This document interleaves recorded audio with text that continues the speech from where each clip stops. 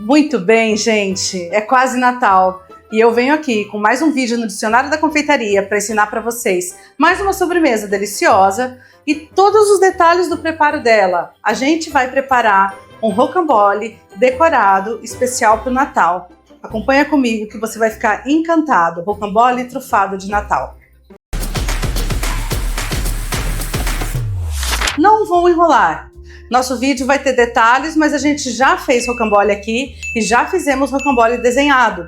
Esse é um pouquinho diferente porque eu vou fazer um rocambole especial de claras. Eu vou fazer só de claras porque ele é delicioso, porque ele fica leve e porque ele fica bem branquinho. E é o que eu quero para dar contraste com a decoração vermelha linda que eu vou preparar para esse Natal. A gente vai fazer a tão badalada pâte cigarrette, que é a pasta, a massa cigarrette que a gente usa para decorações de vários tipos. A gente vai usar ela na decoração da massa e para fazer uns arabescos, umas tuiles que vão ficar em cima do nosso rocambole.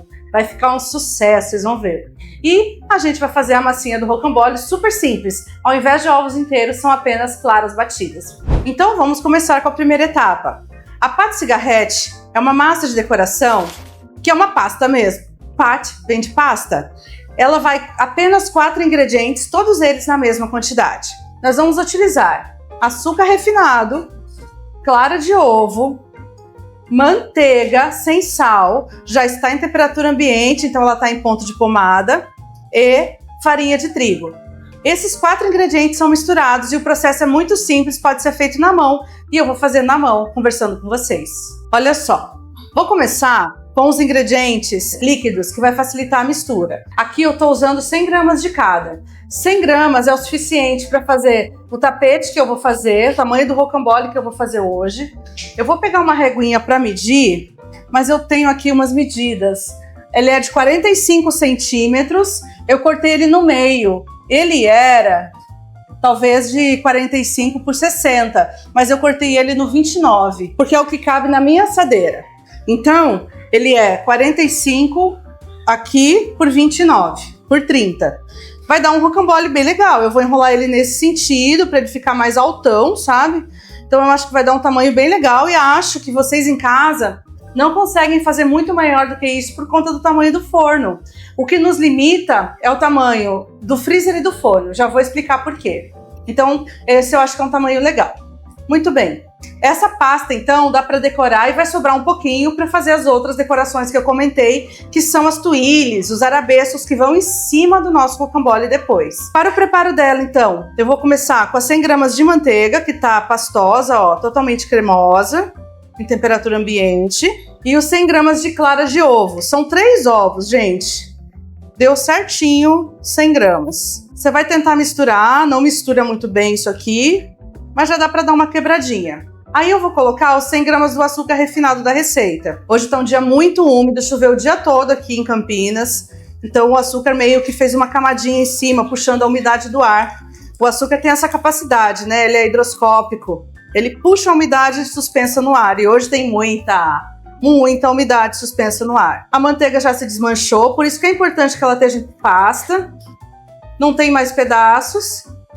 E aí agora a farinha de trigo. E é só. Essa massa é boa de usar cremosa como ela vai ficar agora. Acabei de fazer, é o melhor momento para a gente utilizar ela. Mas você pode também deixar ela guardada na geladeira sem problemas. Aliás, como ela vai clara de ovo, se você quiser guardar, tem que ser na geladeira. Quando você for utilizar, é legal você deixar em cima da bancada um tempo para ela ficar mais... Porque na geladeira a manteiga endurece, ela fica dura. Dura demais, sabe? Fica uma pasta muito dura. Você não consegue espalhar. Então, para você poder espalhar, você tem que deixar ela atingir temperatura ambiente ou dar uma aquecidinha no micro-ondas. Mas atenção, você já tem ovo, farinha, açúcar, quase você tem um bolo aqui, né? Falta pouco para virar um bolo. Se você cozinhar no micro-ondas, se você botar assim mais de 10 segundos e ela cozinhar, você perde a sua pâte cigarrette. Então, o correto é manter ela na geladeira e da geladeira deixar em cima da mesa para você usar, tirar com antecedência, pelo menos uma meia hora antes de você utilizar. Olha que simples. Ela já está pronta, lisa, e é só isso que você precisa olhar. O que você está olhando aqui, se ela está lisa? Você não olha ponto, porque o ponto é a quantidade de ingredientes que eu mencionei que vai te dar. O ponto é perfeito, ele é exato. Eu vou aproveitar um pote desses para colocar um pouquinho de massa, mais ou menos 1/3 dessa massa, e eu vou utilizar isso para fazer umas tuiles bem verdes, bem bonitas para decoração. Eu fiquei com 2/3 da massa. Tomara que não seja pouco, acho que eu vou pegar um pouquinho mais daqui. Vou colorir de vermelho, eu vou fazer um rocambole vermelho e branco.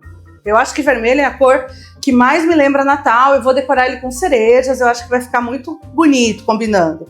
Eu vou colocar um tanto de corante, esse corante é muito bom. Eu tava no 8, aí caiu umas 3 ou 4 gotas direto, vocês viram? Então deve ter umas 11, 12 gotas. Tava contando, para contar para vocês quanto eu tava usando. Olha como ele pega a cor fácil, pega a cor bem. Em contraste com a batedeira branca aqui, eu usei esse bowl apenas porque ele é fundo, né? Para facilitar o meu processo de mexer. Mas ó, ficou bem bonita já a cor. Eu vou deixar assim. Agora eu vou preparar o meu silicone e o pente com o qual eu vou desenhar. Tá, então agora vamos lá. Para todas as dicas que você pode precisar para fazer uma massa dessa de verdade, feliz, com bons resultados na sua casa. Primeira questão, use um silicone. É importante, o papel manteiga se dobra. Eu já tentei. Quando a gente passa o pente, o papel manteiga engilha. Não dá certo, nem que você tenha um amiguinho segurando do outro lado. Ele rasga porque a gente tem que apertar um tanto. Você tem que fazer isso firme aqui na bancada. Por quê? Para que ele risque bem e ele fique bem limpinho embaixo. Aí vai ficar o desenho bem marcado. Se você não apertar bem, o desenho não fica bem marcado. Eu vou mostrar isso para vocês. Então, primeira coisa, tem que ser um silicone. Ponto passivo. Segunda coisa, tem que fazer numa bancada reta. Não faça dentro da sua assadeira. Eu vou assar aqui na minha assadeirinha velha de guerra. Eu vou fazer e depois eu vou passar para cá. Eu não vou fazer aqui dentro, porque ela tem... Essa aqui, então, tem um monte de elevações, porque ela tá velha, cheia de cascas. Aliás, isso aqui eu tenho que fazer aquela limpeza química que é possível fazer nesse tipo de utensílio. Isso aí tem que ser uma empresa especializada. O que a gente precisa saber, mesmo que a sua assadeira seja novinha, às vezes o simples fato dela ter vindo no transporte, o metal já faz assim. Essas assadeiras grandes, elas tonteiam, assim, bombeiam, e aí ela não fica reta. E quando você vai passar, ele não vai se espalhar corretamente. Então, reto, ficar bonito. Então não dá para ser em cima da assadeira, tem que ser em cima de uma bancada. Última coisa, você vai colocar a sua massa toda de um lado, de onde você vai desenhar. Eu vou desenhar nesse sentido, tá? Então eu vou colocar toda de um lado só. Do jeito que a gente acabou de misturar, né, galera? Pasta, tudo pastosinho. Como eu falei, isso aqui não tem que se preocupar com o ponto. O que te dá o ponto dela é a receita, que a gente já fez junto. Não precisa espalhar com essa daqui, isso aqui é para recolher, se uma hora você precisar recolher. Tenta só distribuir uma quantidade mais ou menos igual em todos os lados. Eu vou passar esse daqui para vocês verem, não dá certo. Por quê? Só vai encostar no plástico essa ponta. Acontece que só vai ficar sem massa essa ponta e a massa vai ficar grossona aqui. Isso aqui serve para fazer lateral de bolo, não para esse trabalho. Vou mostrar por que não, ó. Fica bonito, ó, mas acabou. Eu não tenho mais massa. Se eu fizer numa espátula dessa, a quantidade de massa que eu vou precisar é muito maior do que a que eu fiz aqui. Eu fiz uma massa para fazer uma decoração não muito alta. Até porque quem acompanhou o vídeo do rocambole de Halloween, que a gente soltou recentemente no mês de outubro, que também usamos essa massa e também fiz desenhos, sabe que quando esse desenho é muito alto e muito grosso, a tendência dele é descolar da massa. E nesse tipo de decoração, é besteira fazer isso. Então vamos tentar usar um desenho mais baixinho. Tipo esse pode ser. Esse desenho aqui também pode ser. Tá vendo? Mais baixinho. Esses pontudos eu não gosto muito. Às vezes a ponta engancha, ó. Tá vendo? Ela engancha aqui, ó. Não acho muito legal. Então eu faria esse, ou esse, que era o que eu tava pensando em fazer. Tá? Ai, Tati, já fez aqui, não tem problema, ó. Você pode fazer esse processo aqui quantas vezes você achar que é necessário. Você não precisa ter medo de errar e tal, porque isso aqui é bem tranquilo de você fazer e refazer. Outra dica muito importante, que talvez não te venha na cabeça nesse momento. Como a gente está fazendo e refazendo, por exemplo, eu vou fazer uma vez aqui, ó, com o pente que eu estou imaginando fazer. Aí eu vim e cheguei aqui, eu ia fazer igual, mas eu fiz assim, ó. Nossa, uma onda tá completamente diferente da outra onda. Vamos refazer. Então, eu posso refazer quantas vezes eu quiser, certo? Certo, gente. Pode refazer quantas vezes você quiser. Problema? Sim, temos um problema. Se você fizer uma massa aqui colorida, porque ó, você viu que eu pintei de vermelho, não foi? Eu poderia ter pintado ela metade vermelha, metade verde, metade amarela. E ter usado cores diferentes. Pôr um bolo de cada cor. Legal, né? Faça isso se você tiver bastante prática. Porque se você fizer isso uma vez e não gostar do resultado, a hora que você passar de novo as cores já se misturam e você não tem mais a separação entre elas. É lógico, mas a gente não pensa nisso antes. Por isso que eu tô aqui pra falar isso pra você não errar. Porque daí você vai ter que fazer essa massa tudo de novo e é muito chato. Tati, aqui ó, sujou, você deixou o seu silicone todo sujo. Não tem problema, gente. Quando a gente passar o pente, isso aqui vai sumir. Então agora eu vou tentar fazer sério pela primeira vez. Vou fazer direitinho para eu não ter que fazer de novo. Vou começar aqui nesse canto.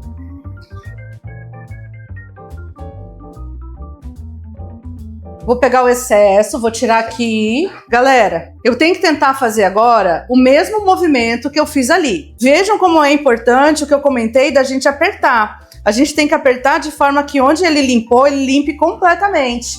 Porque daí a gente vai realmente enxergar. Eu vou fazer um aqui sem apertar direito, só para vocês verem. Tá vendo? É isso aqui que eu não quero que aconteça. Por isso que eu falei que a gente tem que apertar um tanto essa massa. Não dá para não apertar. Se aqui eu tenho pouca massa e aqui eu tenho um montão, a hora que eu passar o pente, aqui eu vou ter massa para terminar o desenho e aqui não. Por isso que é aquela coisa que eu falei importante da gente sempre, pode ir e voltar quantas vezes você quiser, mas você tem que distribuir sempre igual a massinha aqui, tá bom? Eu vou ter que começar um pouquinho por cima, eu não posso começar aqui, porque senão eu só empurro esse aqui para lá. Então eu venho aqui por cima deste e aí vamos recomeçar.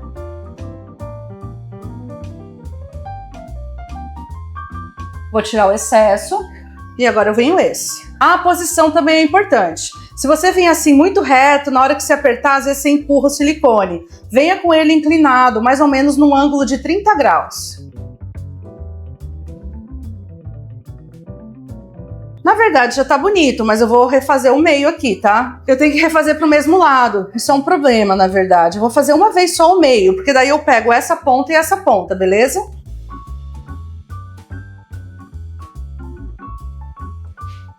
É isso.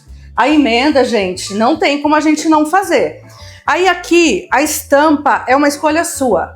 Se você quiser fazer só linhas assim, e depois assim, você pode. Em alguns lugares elas vão se cruzar. Só traços retos, sabe? Então aqui a escolha do desenho é sua. Eu gosto muito das curvas, por isso que eu preparei com curvas. Eu acho que vai ficar bem bonito. Sobrou massa, o que eu faço com ela? Você guarda. Você pode guardar para fazer as tuíles no final. O meu objetivo é utilizar a verde para fazer essa decoração, que é essa aqui.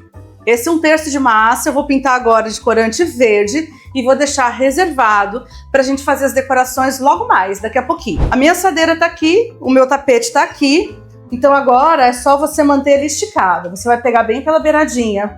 Não tem problema mexer ele. Bateu aqui, bateu aqui. Vou puxar desse lado.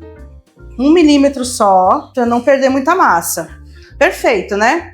Agora, essa massa tem que ir pro freezer. Tem que gelar até endurecer. Se for no freezer, é 5 minutos, porque afinal a camada de massa é finíssima. E dessa forma a gente já sabe que não vai dar aquele problema de descolar. Muito bom, né? Essa é a espessura certa dessa massa. Mas enfim, no freezer é rapidinho.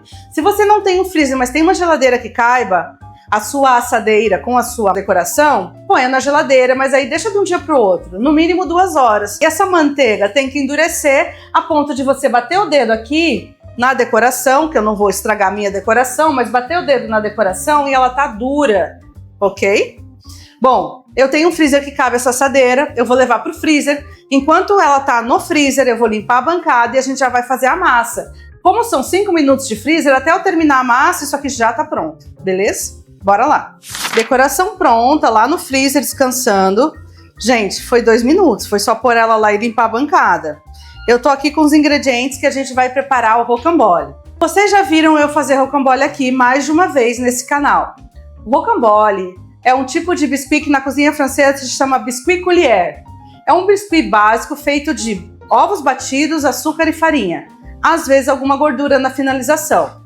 Gente, isso também é a receita do pão de ló da cozinha portuguesa. Enfim, a Europa é mais antiga que a gente e esse é um bolo mais fácil de fazer desde que o açúcar foi para a mesa, né? Na Idade Média, eu acho, que 1500, que a gente tinha o refinamento, produção do açúcar, da cana-de-açúcar, as plantações de cana-de-açúcar, refinamento.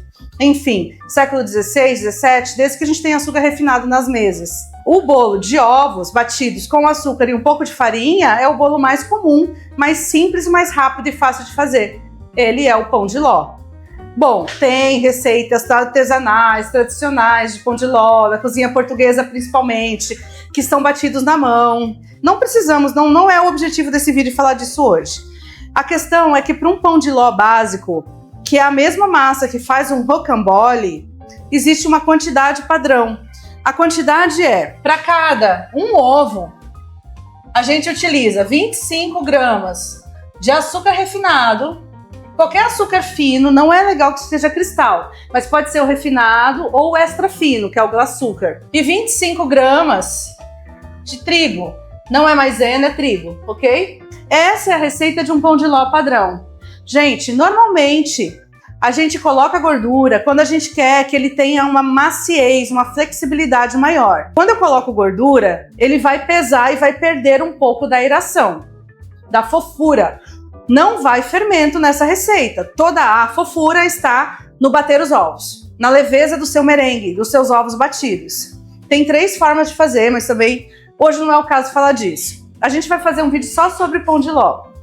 Para hoje, o que eu quero que vocês entendam? Então a fofura do seu pão de ló está nos ovos batidos. Quando você acrescenta gordura, seja manteiga, óleo de soja ou óleo de coco, você vai dar maciez por conta da gordura, mas você vai perder um pouco da aeração. Se eu estou fazendo um pão de ló que é bolo, não me interessa perder essa aeração, então geralmente não se usa gordura. Agora, se você quer que ele tenha mais flexibilidade, uma textura diferente, pode pôr gordura. E se você está fazendo um rocambole, como é o meu caso agora, seja ele de ovos inteiros ou só de claras, você tem que usar a gordura. A gordura vai ajudar a deixar essa massa flexível a ponto de quando você enrolar, ela ter aquela flexibilidade mesmo, sabe? Para este pão de ló hoje, especialmente, eu vou colocar uma quantidade maior ainda de gordura. Então, quanto vai de gordura? A gente pode usar 10 gramas por ovo. Hoje, eu estou usando 20. Pensando aqui que cada ovo médio pesa 50 gramas, eu vou fazer essa receita vezes 8. 8 ovos. Só que eu não vou usar ovos inteiros, eu vou usar só claras. Se um ovo tem 50 gramas, 8 vezes 5 é 400 gramas, então seriam 400 gramas de ovos. Hoje eu vou utilizar 400 gramas de claras. Eu vou usar isso aqui vezes 8 de açúcar. Se fosse vezes 4 dá 100 gramas, vezes 8 dá 200. 200 gramas de açúcar e eu vou usar a mesma quantidade de trigo. Se eu estou dizendo que são 10 gramas é o padrão de gordura por ovo, mas hoje eu quero mais flexível, eu vou usar o dobro. Então, seriam 80 gramas de gordura para essa receita padrão e hoje eu vou utilizar 160. Então, são 160 gramas de manteiga sem sal derretida, ok? Então, essa é a receita de pão de ló de hoje, que vai virar um lindo rocambole de claras. Tendo falado da receita e dado para vocês esse padrão que você pode seguir para todo sempre na sua vida e nunca mais errar um pão de ló, a gente vai começar como sempre, batendo os ovos, que no caso são as claras, depois eu coloco o açúcar e no fim eu coloco primeiro o trigo, depois a gordura.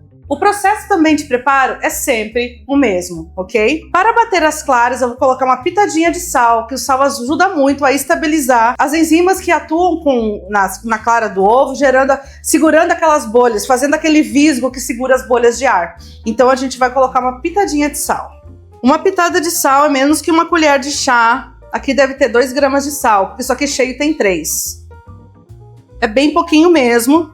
E uma parte do açúcar da receita.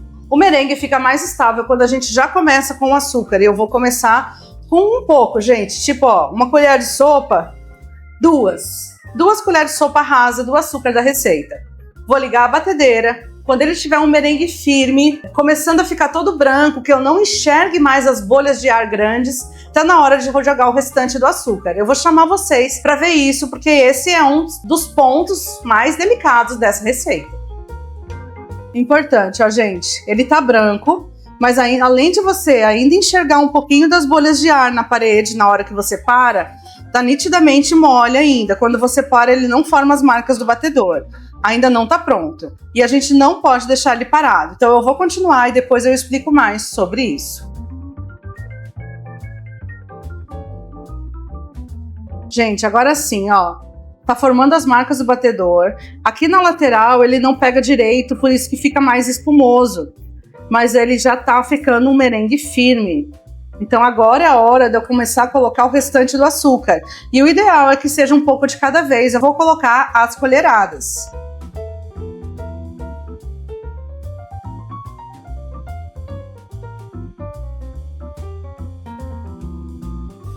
Pessoal, tá lindo, perfeito, super firme, olha isso, hiper firme. E esse é o ponto ideal. Eu acabei de ligar o forno porque quando ele recebe o açúcar dá uma estabilizada no merengue. Então aí eu posso bater um pouco mais. Antes de colocar o açúcar, não. Quando a clara tá pura, a gente não pode bater em excesso. Senão a gente deixa essa rede tão fina, tão frágil, essa rede das bolhas de ar, que a gente perde. O merengue começa a estourar depois sobre qualquer movimento. Então a gente só pode bater um pouco mais com a presença do açúcar já na receita. E aí eu bati uns 2 minutos depois que ele chegou no ponto. E é muito mais rápido que ele vira merengue do que quando a gente bate ovos inteiros, porque a gema tem gordura na composição. Então, quando eu bato a clara com a gema, ou seja, o ovo inteiro para fazer essa massa, é muito mais demorado. Agora, a gente vai colocar a farinha da receita. Eu vou começar a dar uma incorporada na farinha. Tá até duro, gente, pra mexer isso aqui. Eu acho até que eu vou ter que pegar outro fouet. Peraí. Bom, como eu tenho um fouetzinho maior, eu vou alçar a mão dele. E eu tô realmente empurrando para baixo, porque a clara tá tão batida que a farinha tá com dificuldade de se misturar. Agora é um momento muito importante, a gente não pode bater em excesso. Por isso que eu prefiro colocar a farinha toda de uma vez e mexer de uma vez só, do que colocar um pouco, mexer, colocar um pouco, mexer, colocar um pouco, mexer. Porque se a gente ficar fazendo isso muitas vezes, a gente acaba mexendo muito e tirando muito as bolhas de ar das claras. Vou colocar só uma parte da gordura da receita para começar a dar um peso aqui para a gente começar a misturar. Só a primeira misturada que é estranha, muito estranha. Agora eu vou começar com o movimento correto, que ele é de baixo para cima. E a gente já tem um bolo de claras super leve. Agora, pelo mesmo motivo que eu falei anteriormente, eu vou colocar praticamente toda a gordura da receita. Eu vou dar uma misturada e vou colocar o restante. Até quando eu tenho que mexer?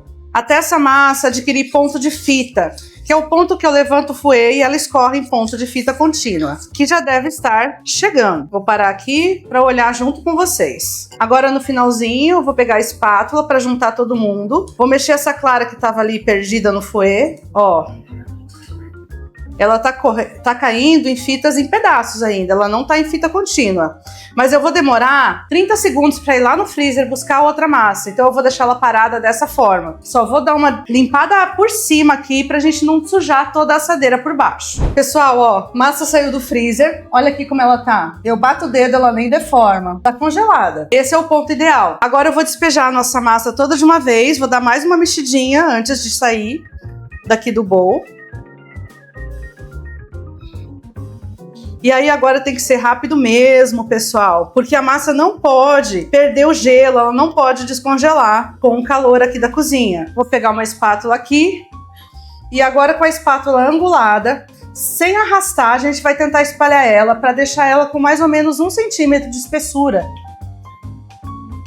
Essa massa aqui fica muito, muito boa, muito, muito flexível. E ainda tem uma vantagenzinha para aquele pessoal que não gosta do cheiro de ovo e acha que mesmo tirando a pele da gema, o cheiro ainda fica. Isso aqui é um pão de ló que não tem cheiro nem gosto de ovo, porque ele é feito só de claras. E aquele gosto todo, ele tá na gema, não na clara. Cuidado aqui na hora de arrastar, galerinha. Não pode, não pode, não pode arrastar no desenho, de jeito nenhum. Bom, tô tentando distribuir tudo da forma mais homogênea possível.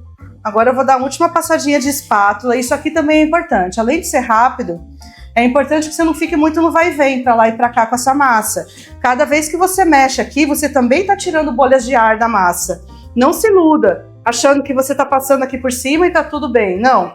Cada vez que você esfrega, você desmancha algumas milhares de bolinhas de ar. Então não fica esfregando demais. Eu já vi em aula o aluno perder a massa nesse momento, de tanto passar para lá e para cá. Agora o nosso forno ele ainda não chegou na temperatura, mas não tem problema. Ele tá a 120, mas a gente vai assar a 150, 160 graus. Não vamos assar em forno muito quente, porque a tendência do forno muito quente é dourar, e eu não quero que ela doure, eu quero que ela cozinhe e fique branca. Para isso, eu vou dar uma outra dica para vocês. Se você tiver duas assadeiras, coloque uma em cima da outra, para evitar que o calor bata diretamente nesse silicone dessa assadeira aqui. Então eu vou pegar uma outra igual e vou assar assim, ó. Parece que não, mas existe um espaço de uns 3 milímetros de ar aqui no meio. E esse ar não vai passar de 100 graus. Ele vai manter tudo isso daqui mais branda a temperatura, de forma que o meu desenho vai ficar mais branquinho. A minha massa, na verdade, né? Vai ficar mais branquinha. E o meu desenho, que é vermelho, vai contrastar melhor e aparecer melhor. Chega de falar, vamos pro forno. Agora é só aguardar. A gente vai aguardar de 15 a 20 minutos, depende do tempo que ele vai demorar agora, já tá em 130 graus, então rapidinho ele vai chegar a 150 e eu vou manter a 150. Quanto mais quente, mais rápido fica pronto, óbvio. Eu vou mostrar o ponto certinho para vocês, eu vou puxar a assadeira, a gente vai bater a mão. Se a gente bater a mão e essa espuma de ovos afundar e não voltar, é porque ela não tá pronta. Se ela afundar e voltar, ou seja, se ela já estiver elástica como um bolo, que vai e volta, ele está completamente assado. Aí é a hora da gente tirar. Então é essa hora que eu vou mostrar aqui para vocês, beleza? A gente vai ver como é que tá a massa, olha aqui comigo. As beiradinhas dela estão dourando e eu vou pôr a fosca, ó, vou pôr a mão, eu aperto e ela nem afunda. Tá perfeita, isso é tudo que eu queria. Eu vou tirar ela daqui agora. Vamos tirar uma assadeira de dentro da outra e aí eu vou deixar ela esfriando. Quanto tempo? Gente, o mínimo necessário, né? Eu não vou ficar perdendo tempo aqui, mas é muito importante que você deixe ela esfriar completamente, porque vou ter que desenformar ele daqui para depois poder enrolar, espalhar o recheio. Primeiro que o recheio é uma trufa, eu nem poderia enrolar com essa massa quente. Depois, se ela por acaso suar no papel, que eu vou virar em cima de papel manteiga, se ela suar no papel, ela gruda. E eu não quero isso. Aliás, nem tem como eu trabalhar. Ela gruda e daí eu não consigo mais tirar ela de lá. Então agora a gente vai deixar ela esfriar completamente para poder desenformar. Beleza? Se você quiser acelerar o processo, o que você pode fazer é tirá-la daqui. Levantar aqui pelo silicone. Eu vou cortar para não acontecer de quebrar mais a massa, porque a massa soltou um pouquinho para a borda do silicone, tá vendo? Eu posso tirá-la daqui nessa posição, mas não é a hora de desenformar ela ainda, beleza? Não sei se eu vou tirar, eu tô a fim de deixar ela aqui, que eu vou fazer outra coisa, eu tô cuidando de outro assunto aqui com vocês. Então, deixa eu deixar ela esfriar aqui, depois quando eu for tirar daqui eu mostro para vocês. A nossa massa aqui já esfriou e agora eu vou desenformá-la. Seguinte, quem não assistiu nunca um vídeo de rocambole comigo, ou não sabe fazer rocambole, enfim, ou às vezes assistiu com outra pessoa que também não falou isso pra você, isso aqui é fundamental para a sua vida ser feliz. Você precisa, imagina, isso aqui é um bolo finíssimo e ele sua. Então toda a tampa do bolo é mais úmida do que as outras partes da massa. Se você virar em cima de uma bancada, você nunca mais vai tirar. Então você tem que virar em cima de um papel manteiga, no máximo em cima de um pano seco, tá? Se não for papel manteiga. Para evitar ainda que ele grude, mesmo sendo papel manteiga, que é um antiaderente, é legal você pegar um pouquinho de açúcar, isso aqui é açúcar refinado comum, e colocar aqui. Gente, um pouquinho de açúcar, não precisa ser muito, é só mesmo para assim, ajudar a não grudar. Esse açúcar vai sumir daqui, você não tem que se preocupar, ele não vai ficar aparecendo. Agora tá pronto para eu virar. Deixa eu tirar ele daqui. Vou passar de novo, Eu vou tirar ele daqui justamente para não bater nele de novo. Para tirar a massa, eu vou primeiro cortar aqui onde ela grudou, só para evitar que ela se rasgue de qualquer jeito em cima do meu silicone.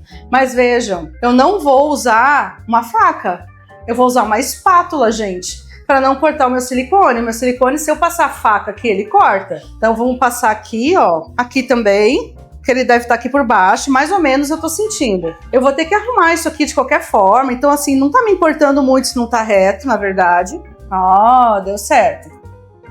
Agora, galera, Ele tá... Nossa, essa massa tá super solta aqui. Super mesmo. Quer ver? Olha só, ó. Tá totalmente solta no silicone. Tá tão delícia que eu não preciso passar pro papel manteiga. O que eu ia fazer? Passar pro papel manteiga, depois eu tenho que passar para um outro papel manteiga, para essa parte de baixo da massa ficar para baixo, porque eu quero espalhar o recheio aqui, eu quero que a parte vermelha apareça. Mas ela tá completamente solta. O silicone facilita nesse sentido. Se não fosse o silicone, a gente passaria para o papel manteiga, tiraria essa assadeira daqui, pegaria o outro papel manteiga, colocaria açúcar e viraria de volta. Como ela tá solta aqui, eu vou trabalhar só com ela. E agora a gente vai espalhar o recheio. Para o recheio, eu vou fazer uma trufa meio amarga padrão. Aliás, já fiz. Para quem não sabe fazer trufa, eu não vou mostrar nesse vídeo, para ele não ficar longo demais, porque a gente dá tantas dicas que ele já fica longo, né? A receita da nossa trufa é 400 gramas de chocolate meio amargo derretido e 300 gramas de creme de leite. Eu pus um pouco menos de creme de leite do que a receita padrão, que é 1 para 1. 400 de creme de leite, 400 de chocolate meio amargo. Essa proporção varia conforme o chocolate. Se for um outro chocolate, a proporção de líquido é menor. Se for um chocolate mais amargo, a proporção de líquido pode ser até maior. Mas, para uma trufa meio amarga, essa é a quantidade padrão, ok? Então veja lá no nosso vídeo da trufa de alfazema, o link vai estar aqui na descrição desse vídeo aqui. Você clica lá, assiste e vai ver como se a gente prepara uma trufa padrão. E lá eu falo tudo sobre chocolate e essas diferenças. Mas basicamente é isso. Derreter o chocolate, 2 minutinhos no micro-ondas, no meio amargo. 2 minutinhos é para 2 quilos, tá? Para fazer essa quantidade, eu acho que seriam 40 segundos de micro-ondas. Derreteu, mistura o creme de leite e põe para gelar por 2 horas. Ela tem que estar bem geladinha e firme, adquirir a consistência firme para a gente poder usar. O processo agora é enrolar o rocambole. Então eu vou tirar ele daqui. Como ele está completamente solto aqui, ó, ele está solto mesmo, eu vou tentar trabalhar com bastante cuidado. Ele é flexível, ó, não é muito difícil, mas mesmo assim tem que tomar cuidado para ele não se quebrar. O silicone gruda em tudo, beleza. Agora, pessoal, eu vou começar a enrolar. Primeiro eu vou espalhar o recheio. O recheio é a trufa pastosa que eu comentei com vocês. E aí, gente, tem um detalhe que tem que dar atenção no que eu tô falando. Até eu tenho que lembrar sempre disso. O recheio de rocambole tem que ser fininho. Quando a gente está enrolando, ele vaza tudo pro lado se ele não é fino. A camada de recheio aqui tem que ser menor que a massa. Ai, gente, você ama que ele seja super recheado? A minha sugestão de verdade, pro seu bem, é que você sirva a trufa num potinho à parte. A trufa, o chocolate não derreteu bem, olha. Tem pedacinhos de chocolate aqui nessa trufa. Será que vai ficar bom? Não era pra ter, mas vai ficar. Espalhe bem. Essa é uma etapa que você pode sim ficar indo para lá e para cá, apesar de você ter que tomar cuidado com a massa, né? Não vai abusar e quebrar ela. Você pode rasgar ela sim. Você é capaz, isso é possível de acontecer com a espátula. Agora sim ela tá pronta. O papel manteiga que eu ia utilizar, eu ainda vou. E ele vai servir para eu enrolar, para eu guardar esse rocambole no freezer, na geladeira, até ele endurecer um pouquinho. Então, agora, o que nós vamos fazer? Nós vamos enrolar. O cuidado maior é agora, no primeiro tombo. Nesse primeiro momento, onde a massa dobra. Com a ajuda do próprio silicone, você vai dobrar a massa aqui. Feito esse do tombo, às vezes ela racha nesse momento, porque a curva é muito pequena. Isso é normal. Por isso que ela tem que ser flexível, para ela não rachar depois. Feito o primeiro, ela não vai mais rachar. Ó. Ah, tá linda, não tá, gente? Agora você tem que tentar apertar bem apertadinho, já fazer ela, enrolar ela aqui bem justinha. Ela tá tão firme. Ó, eu vou empurrando para baixo e levantando o silicone. Quebrei ela aqui, acho que eu empurrei demais. Peraí. Ela tá quebrando aqui. Eu vou voltar e vou fazer de novo. Vai ficar feio. Mas é melhor eu fazer isso agora do que depois. Gente, ó, eu vou soltar e vou enrolar mesmo. Eu vou puxar ela para ela ficar redonda. Porque se acontecer algum incidente, como aconteceu comigo, no meio do caminho, não é um problema. O problema é quando acontece depois.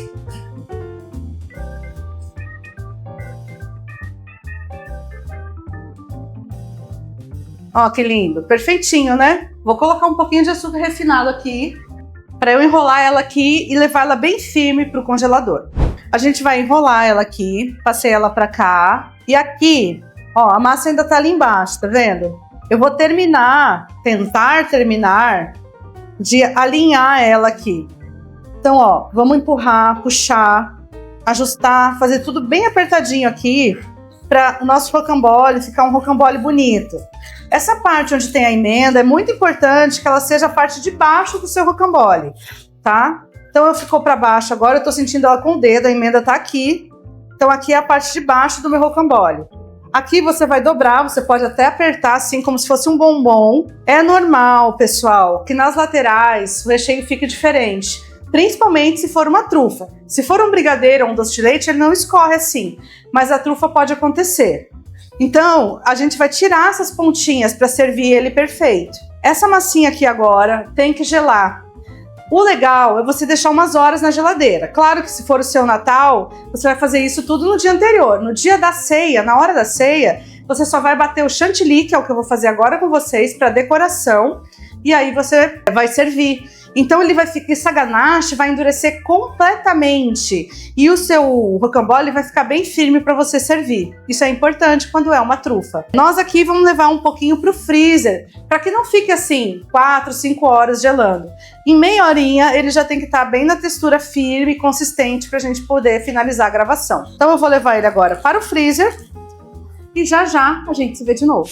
Agora é a hora de preparar a decoração deste rocambole trufado. Eu pensei em bater um chantilly, porque eu acho que fica gostoso, acho que fica bonito. Então eu quero fazer um espiral de chantilly em cima dele, bem no centro. Eu vou utilizar as tuiles de massa pâte cigarrete, aquela massinha branca que eu pintei, que eu reservei. Eu pintei de verde e assei essas tuiles. Se você não sabe como fazer esse formato, no final desse vídeo a gente tem a dica extra. Na dica extra eu explico tudinho como é que faz esse tipo de formato. Tudo para isso aqui acontecer. Então a tuile está pronta, é a pasta cigarrete assada. Eu separei algumas cerejas ao marrasquino, a cereja mesmo em calda, e separei cereja fresca, porque a gente está no final de ano e a gente encontra cereja fresca aqui no Brasil, no mercado. Então o que a gente precisa agora é falar sobre chantilly. Sim! Tudo que na confeitaria vai 1 ou 2 ingredientes é difícil.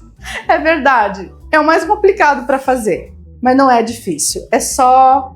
tem segredinhos. E eu vou falar disso para vocês agora. Não posso nem me demorar para falar com vocês. Ufa! Não. É porque o chantilly não pode esquentar. O chantilly é um produto feito com a gordura do leite. Aliás, enquanto eu até posso tentar mostrar para vocês, mas eu não sei se vocês vão conseguir ler. Esse aqui é creme de leite fresco e ele tem 35% de gordura. Então ele é um líquido gordo.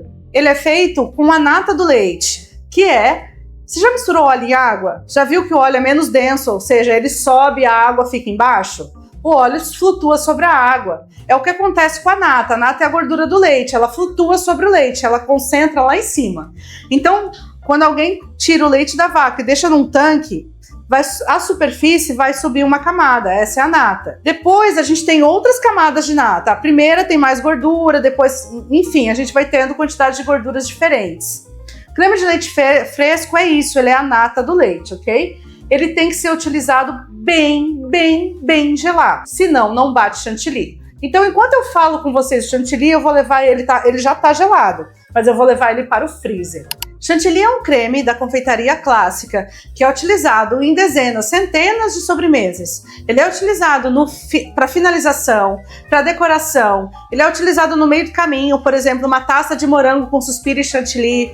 Ele é utilizado como recheio de bolo, como cobertura de bolo. Ele é utilizado no meio de alguns cremes. Ele é utilizado principalmente quando a gente faz mousses em geral. Então o chantilly é um creme fresco amplamente utilizado na confeitaria. O chantilly é uma mistura de creme de leite batido com açúcar. Pessoal, só o creme de leite batido é creme de leite batido. Tem alguns lugares que vende a nata. A nata é mais consistente, é um pote cremoso. Natas batidas. Os portugueses usam muito natas batidas nas sobremesas. É creme de leite batido. Na confeitaria francesa se chama crème fouettée.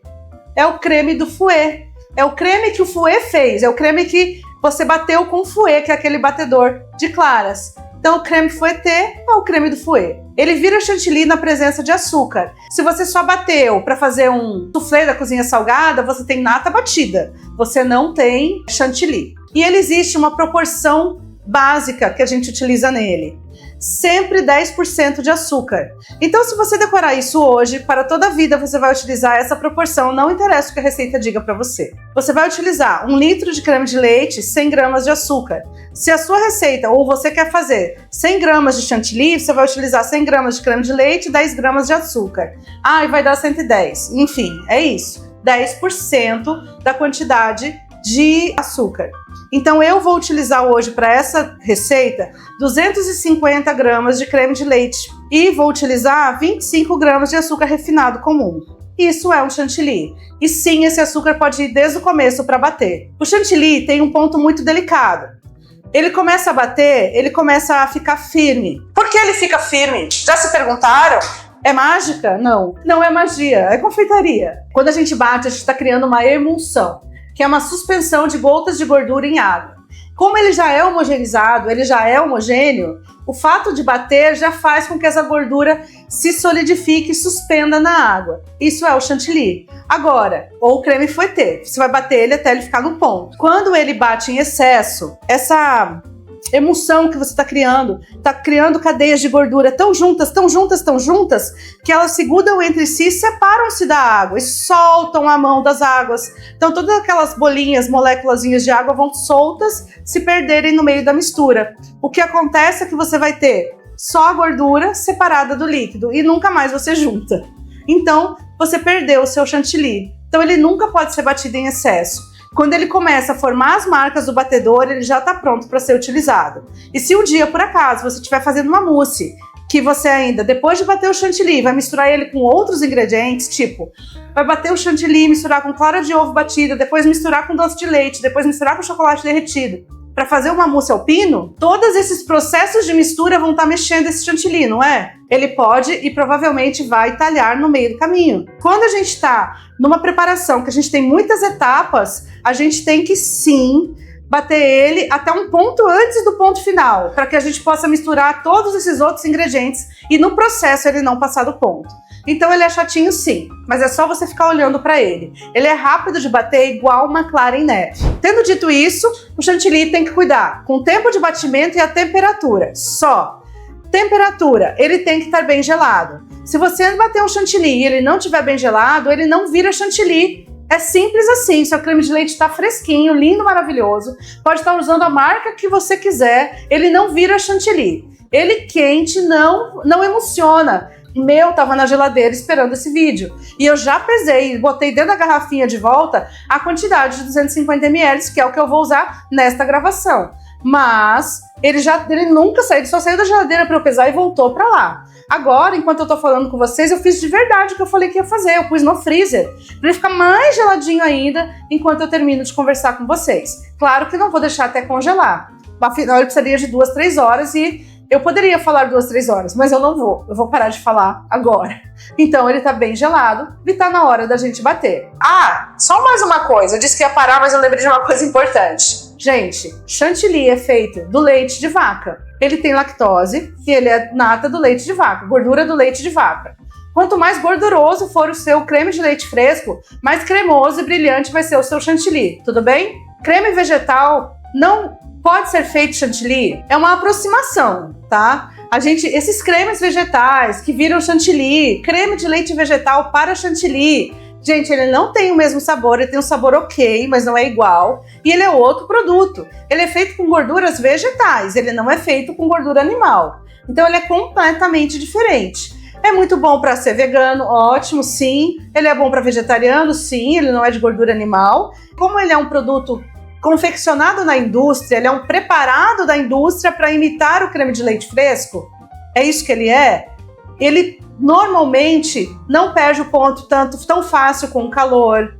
Ele pode ser batido em temperatura ambiente. Ele dura mais, pois ele tem conservantes. Então, assim, para um processo de trabalho em larga escala, talvez facilite a sua vida. Então, saiba disso. Ele pode ser usado. Hoje, nós temos no mercado marcas excelentes de creme de leite vegetal que dão um sabor super legal. E aí você faz, numa degustação, você quase não vê a diferença do sabor de um chantilly tradicional. E além disso, ele não perde o ponto igual esse daqui. Então, o industrializado, o vegetal, é muito mais fácil de usar do que o creme de leite natural. Agora, se você quer um produto natural, com menos conservante, com limpo, com certeza é o derivado animal. Bom, eu não vou me estender mais nesse assunto, porque esse assunto, de verdade, ele é longo. E eu preciso mostrar esses pontos para vocês.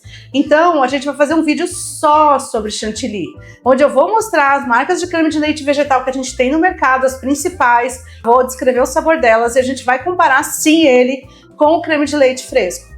Tá bom? Então, aguardem para um vídeo especialíssimo só sobre creme chantilly, porque afinal de contas ele é uma base da confeitaria e você sabendo fazer ele, você faz um monte de coisas. Pessoal, eu gosto muito dessa marca, Atilate. Eles têm creme de leite, eles têm iogurte. Eu vou usar o deles hoje. Então, ó, creme de leite fresco, bem gelado, tá até cremoso. 250 gramas é bastante coisa. E 25 gramas de açúcar. Juntou os dois, a gente vai ligar a batedeira, mas a gente vai ficar ali em cima, porque demora 1 minuto, de 30 segundos a 1 minuto, para ele endurecer. Vem comigo. Velocidade da batedeira tem que ser a máxima, para que ele endureça o mais rápido possível, sem esquentar.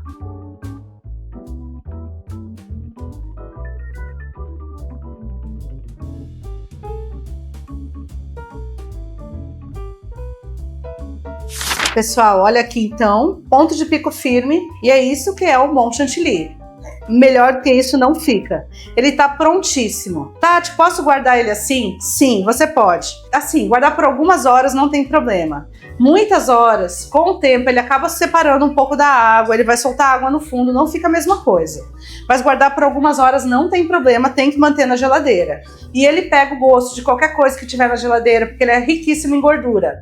Principalmente coisas salgadas, alho, cebola. Então tente levar para a geladeira ou coberto ou numa geladeira que você não guarde coisas salgadas. Como aqui, uma confeitaria, eu tenho uma geladeira, todas elas são só de doces. Ele vai ficar assim até a hora da gente utilizar. Então agora é só aguardar o nosso rocambole firmar. Muito bem, pessoal, vamos ver esse rocambole trufado, delicioso de uma vez? Então, ó, só pra gente revisar o nosso preparo. A gente preparou um rocambole, que é um preparo feito com ovos batidos, farinha, sem fermento, e ele vai gordura para dar flexibilidade. Cuidados no preparo do rocambole. Fazer uma boa espuma de ovos e depois na incorporação dos ingredientes não mexer muito e mexer de baixo para cima, para não tirar muito ar. A decoração é um a mais, se você quiser fazer, eu mostrei como, mas é um a mais que você pode ou não executar na sua sobremesa. E o creme chantilly é bater bem gelado e não bater em excesso. Eu acho que era isso, sim, que tinha de importante, de detalhe, de verdade, nessas duas produções que a gente está utilizando para fazer essa sobremesa hoje. Bom, pessoal, fui colocar o chantilly no saco e ele estava um pouquinho mole, então eu bati novamente para ele voltar na textura. Nunca aconteceu isso. Ele não ficou mais de meia hora na geladeira, me esperando, enquanto eu dava uma organizada aqui na cozinha e a gente deixava o nosso rocambole firmar. Então, isso nunca tinha acontecido, eu não sei por que foi, mas fato é que tudo bem, ele não estava batido em excesso, eu voltei a bater ele, só isso, só voltei a bater e bati até ele dar o ponto de pico firme, que é o ponto inicial, que ele já estava antes, que é o ponto que eu queria. Ó, a nossa emenda tá bem para baixo, deu para ver, ficou certinha. Deu uma rachadinha aqui, mas não tem problema. Eu vou aproveitar esse próprio papel para tirar um pouquinho do primeiro pedaço e vou tirar um pouquinho daqui também. Aqui ele deformou um pouco mais, vou tirar um pedaço um pouco maior. E agora, pessoal, é só a gente decorar. A minha ideia é fazer um espiral aqui de chantilly e fazer a decoração em cima desse espiral. Vamos ver se vai ficar bonito. Para fazer o espiral, eu vou segurar o bico de confeitar. Eu vou fazer nessa posição para vocês verem o saco. Eu vou segurar o bico de confeitar assim num ângulo de... Se fosse assim era 45, metade é 30, mais ou menos. E eu vou fazer uma corda no ar. Eu vou girar nessa posição aqui. Eu vou começar a soltar o chantilly. Quanto mais homogêneo você fizer aqui, lógico que mais bonito vai ficar a sua corda, o seu cordão.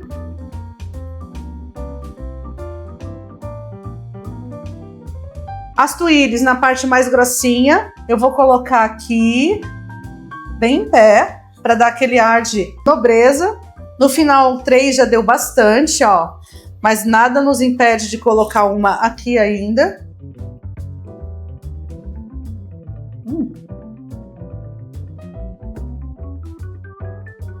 E aqui em cima, eu vou colocar uma gotinha para segurar uma cerejinha. E agora a cerejinha inteira aqui, fresquinha. Será que vai ficar bem? Deixa eu olhar para ele, gente. Eu tô achando que não precisa dessa aqui. Eu vou colocar só da outra. Só que eu vou colocar mais um pouco de cereja. Eu vou ainda colocar uma aqui no meio, uma aqui no meio, uma aqui no final e uma aqui bem no comecinho. Agora aqui, se você quiser pôr mais chantilly ou comer com chantilly, você pode. Inclusive, quando eu colocar uma fatia no prato, eu vou decorar a fatia. É esse o resultado. O rocambole, feito de clara, super leve, branquinho, com a decoração linda vermelha, com a cara do Natal. E trufado, de trufa meio amarga, que eu amo, não sei vocês. E apesar dele ter todas essas cores, o sabor é super neutro, porque ele é um rocambole branco com trufa de chocolate. É muito neutro. A única coisa com gosto diferente que tem aqui é a cereja. A decoração não tem gosto, muito menos a tuile, que é a mesma decoração que fez a massa. Então é bem tranquilo, é um rocambole bem neutro, que tipo agrada a todos os paladares, não é? É muito bom. E agora a gente vai experimentar ele juntos. Espero que vocês tenham gostado. E espero que eu tenha conseguido esclarecer qualquer dúvida que vocês tinham sobre o preparo de um bom rocambole e sobre a decoração de massas com a pate cigarrete, porque esse foi o objetivo desse vídeo também, né? Esclarecer um pouco mais as dúvidas de vocês. Agora, aqui nessa hora, se você quiser servir com uma calda de chocolate quente, um pote de trufa de chocolate, se você quiser servir com mais chantilly, é com você. Como eu comentei na execução do vídeo, o que você não pode é rechear com muita trufa. Vocês viram que mesmo colocando uma camada fina, ela vazou. Então é bem difícil pra gente rechear e enrolar depois o nosso rocambole com muito recheio. Então esses detalhes que eu falo pra vocês, é pra você não ter aquela... Imagina você na hora de fazer aquela dor de cabeça do recheio vazando. Nossa, você já desanima, não quer mais nem servir a sobremesa. É isso que eu quero evitar. Agora vamos ver o saborzinho que tem. Nossa! O gosto de trufa é delicioso, não tem pouco sabor e ela tá muito geladinha. Esse tempo de freezer deixou ela muito geladinha, tá muito bom. Tá quase um Floresta Negra. Se você quiser escorrer a cereja, picar e colocar no recheio, pode.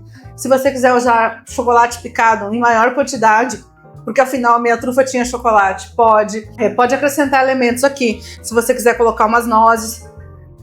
Só lembra que nada pode ser muito grande. Noz tem que ser bem picadinha, para quando enrolar, não atrapalhar o processo de formação do rocambole. Tá joia? É isso. Eu vou comer todo esse pedaço, com certeza. Talvez mais algum. Eu espero que vocês tenham gostado e que possam aproveitar para fazer um rocambole lindo assim pro Natal de vocês também. Um beijo a todos e até o próximo vídeo. Para você que ficou aqui comigo até o final, eu vou mostrar como a gente faz a tuile. Apesar de ser muito simples, é só espalhar a massa aqui em cima, eu vou mostrar, que caso você tenha alguma dúvida, alguma curiosidade, tira agora comigo. A gente vai fazer tipo umas folhas verdes com curvas, e essa curva também eu vou te mostrar, né, como a gente vai fazer agora. E a cereja ali nessa folha. Para colorir é com corante em gel, é a mesma forma que eu fiz a outra. Caso você tenha alguma dúvida sobre o corante, o gel é mais concentrado.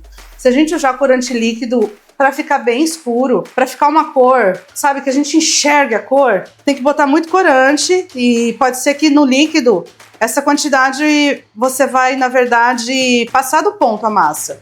Para isso não acontecer, eu recomendo que você use corante em gel. O corante em pó não se mistura muito bem, principalmente nesse tipo de massa rica em gordura, que a proporção de manteiga aqui é muito grande. Vou botar um pouco mais do outro verde, eu pus verde limão junto com o verde que eu tenho aqui, que é verde folha, mas eu achei que não ficou muito legal. Não era o tom que eu queria. Ai, agora ficou pior ainda. É o verde folha que tá deixando musgo, tá vendo? Talvez até se fique elegante, mas não era o que eu queria. Eu tô usando o verde errado. Ah, era esse que eu queria usar. Vou pôr um pouco dele, que é o verde verde só. É da Mago. É só isso que eu queria. Só queria que ficasse verde. Agora vai ficar um verde escuro, mas tudo bem. Agora ficou muito bandeira, também não gostei.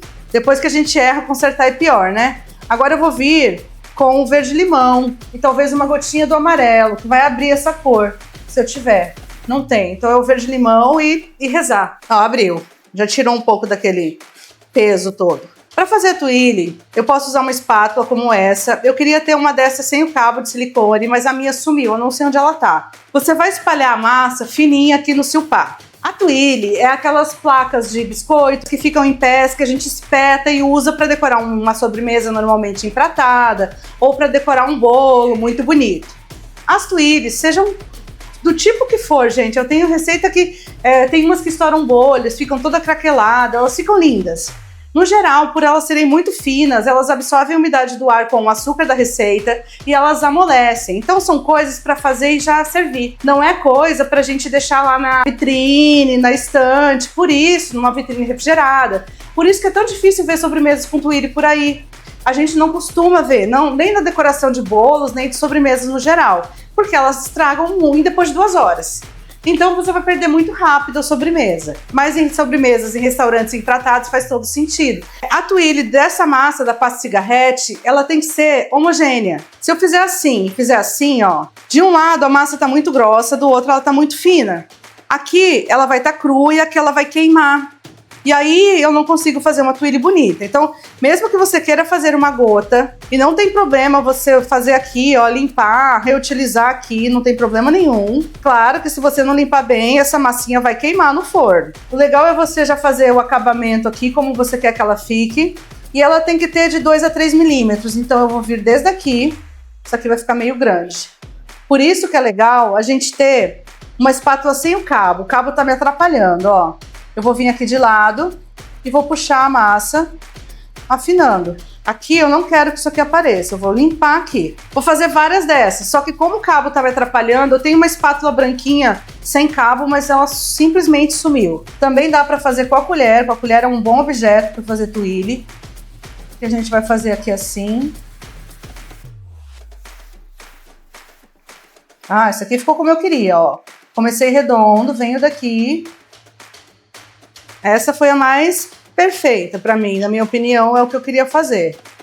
Ó, aqui eu já venho espalhando ela redonda.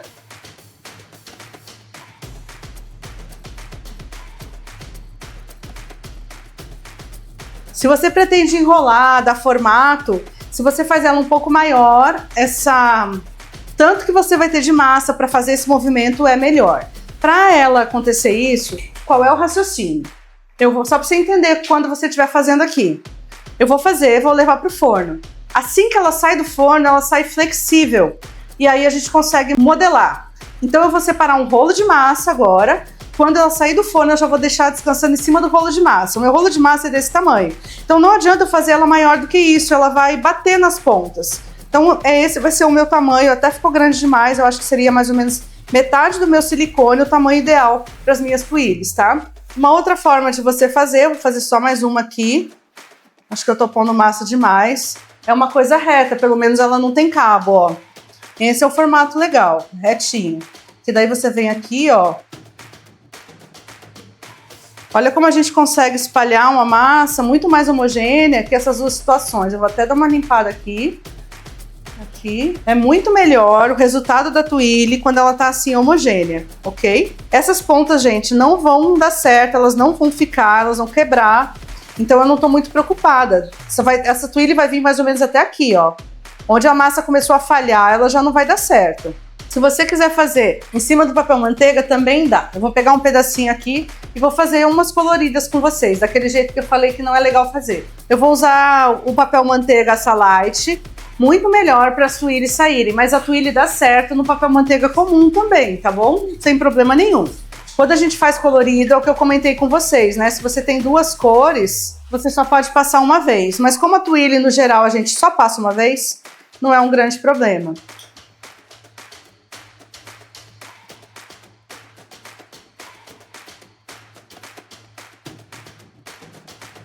No geral, a gente só passa uma vez, mas a Tati precisou passar 2 porque não conseguiu fazer de uma vez só. Uma outra coisa que eu queria comentar com vocês sobre isso. Não adianta fazer muito alto também, ela vai derreter no forno. E ela vai espalhar. Então essa aqui já grudou aqui, ela vai terminar de grudar no forno. Aliás, gente, eu vou até dar uma limpada aqui, porque essa aqui eu tô com esperança que ela dê certo. Então eu vou tentar tirar essa lateral dela aqui. E uma curiosidade que eu queria comentar com vocês. Vocês já comeram biju? Biju é uma massinha, a casquinha de sorvete também. Aliás, você da dica extra. Isso aqui é a massa que faz casquinha de sorvete artesanal. E essa é a massa que faz biju. A gente espalha um círculo bem grande da massa branca. Quando ela dourou, que nem o biju, a gente vai enrolar num tubo e deixar esfriar. Pode ser num cabo de vassoura também. Aí você deixa esfriar, ela esfriou, ela mantém aquele formato, é assim que se faz biju. Eu vou tirar essa tuile daqui e vou refazer. E eu vou fazer ela para ser casquinha de sorvete, ó. Eu vou afastar ela mais da amiguinha dela e eu vou espalhar um círculo aqui. Agora sim eu preciso que seja redondo. Claro que não vai dar para fazer o círculo do tamanho que eu inicialmente queria. Não vai dar certo isso aqui também. Então eu vou me libertar de querer fazer essa. Vou deixar para mostrar para vocês a casquinha de sorvete, mas é só isso. Se for transparente, ela vai assar até dourar. E outra, lembrando, esse aqui também vai perder um pouco da cor, tá? Ele vai escurecer bastante na cocção. O importante aqui é você espalhar de forma que você perceba que tem uma massinha de 2 ou 3 milímetros, espessura. Tem que ser fininha. Forno. Quanto tempo? De 5 a 10 minutos. Depende da temperatura do forno, tá bom? Pessoal, agora eu vou falar muito rápido com vocês. A tuile passou um pouquinho, eu vou priorizar as que eu quero usar. Olha isso, que flexibilidade, que legal. Eu vou priorizar as que eu quero usar e vou colocar elas aqui, ó. Ela sai facinho, tá vendo? E eu vou deixar ela esfriar nesse formatinho que eu coloquei aqui, que é o rolo.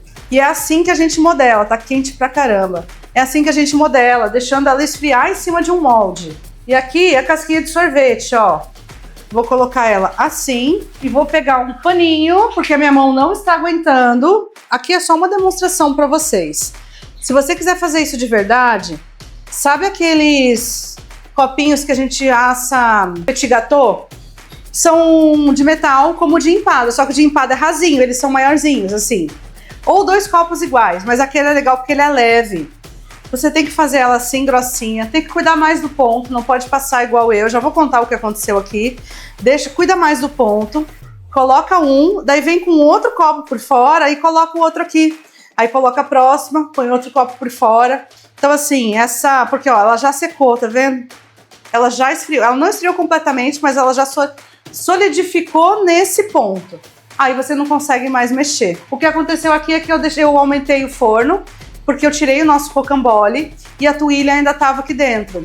E aí eu aumentei o forno para a tuile e eu me perdi. Nesses 5 minutos ele fez de 160, 155, ele fez para 200, sabe? Eu aumentei demais. Ela passou, mas deu para usar como vocês estão vendo, a gente não perdeu nada. Eu já sabia que o verde escureceu, eu já tinha até comentado com vocês, porque a massa, quando ela é pura, de branca, ela fica dourada, então não tem como ela não ganhar essa corzinha escura nas laterais de nenhum corante que você estiver usando, a menos que você faça a tuile a 120 graus, no forno muito baixinho, aí ela seca sem dourar. Tá vendo aqui onde tinha o papel manteiga, não tinha essa espessura do silicone, ó, ele não protegeu, então ela queimou muito mais rápido, essa aqui não dá nem pra usar. Mas se eu quisesse usar, eu usaria assim, num sorvete, numa sobremesa.